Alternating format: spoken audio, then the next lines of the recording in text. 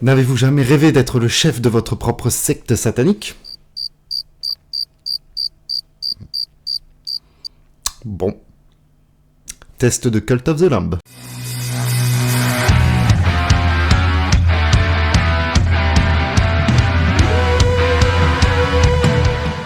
Cult of the Lamb est un jeu développé par Massive Monster, édité par Devolver Digital. Il est sorti le 11 août 2022 sur PlayStation 4, PlayStation 5, Xbox One, Xbox Series X et S, Switch et PC. Dans ce jeu, on incarne un agneau.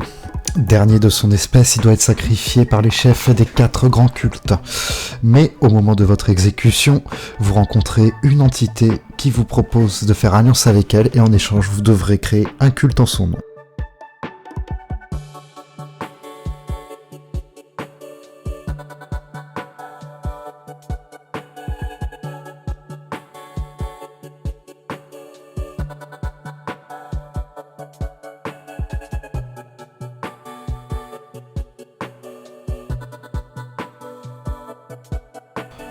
Le jeu se divise en 2 parties. Il y aura une partie donjon style roguelike et il y aura aussi également une partie gestion pour créer son culte.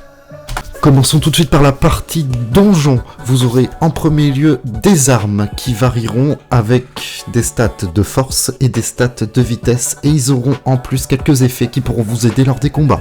Suite à ça, vous aurez aussi des pouvoirs qui s'exécuteront de diverses manières et qui pourront être potentiellement upgradables. Vous y trouverez aussi des alliés. Ces alliés proposeront des armes et des pouvoirs à changer au cours de votre run et aussi ils vous proposeront des cartes de tarot qui sont récupérables pendant tout le jeu via diverses quêtes annexes, voire même quêtes principales, et ces cartes vous apporteront des bonus tout au long de votre run.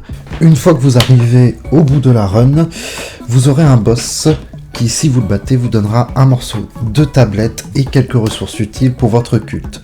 Sachant qu'au cours de la run, vous avez aussi la possibilité de récupérer d'autres ressources telles que des ingrédients pour la nourriture de votre camp et aussi des potentiels adeptes afin de faire grossir votre culte petit à petit. À la fin de la 4e run dans cet environnement, vous affronterez un chef de secte dans un combat de boss un peu plus ardu.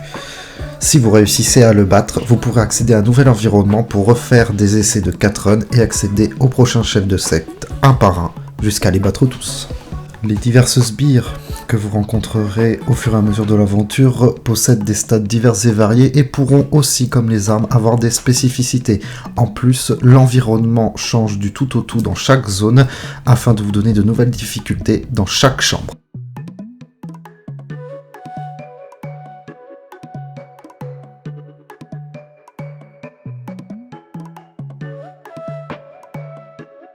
Maintenant, passons à la partie gestion.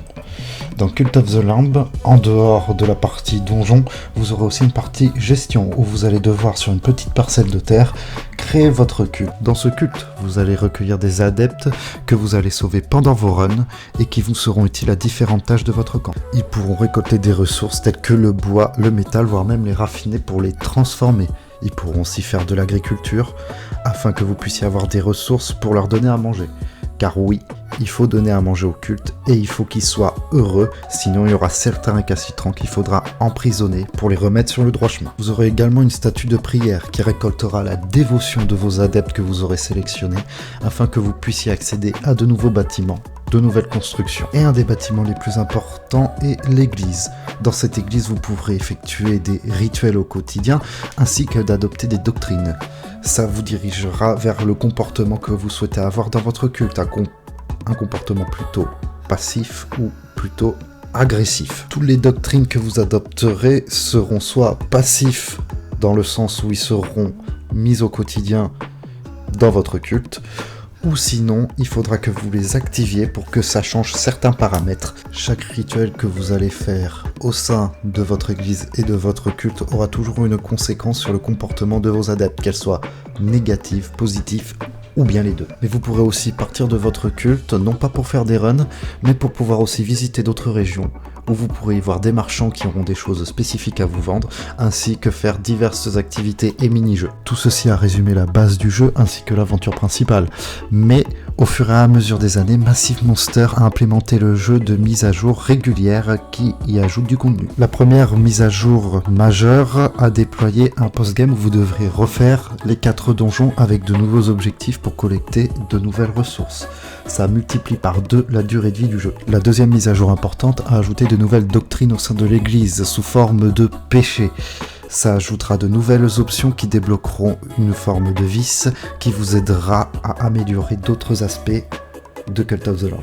Et la troisième mise à jour, déployée l'année dernière, est une mise à jour coopération où vous aurez un deuxième personnage qui pourra suivre l'aventure avec vous. Pour résumer, Cult of the Land est un jeu très bien rodé et surtout extrêmement généreux en termes de contenu qui pourra potentiellement dans l'avenir en rajouter. Je vous conseille de le faire, c'est un jeu à très petit budget qui se trouve très facilement sur toutes les plateformes.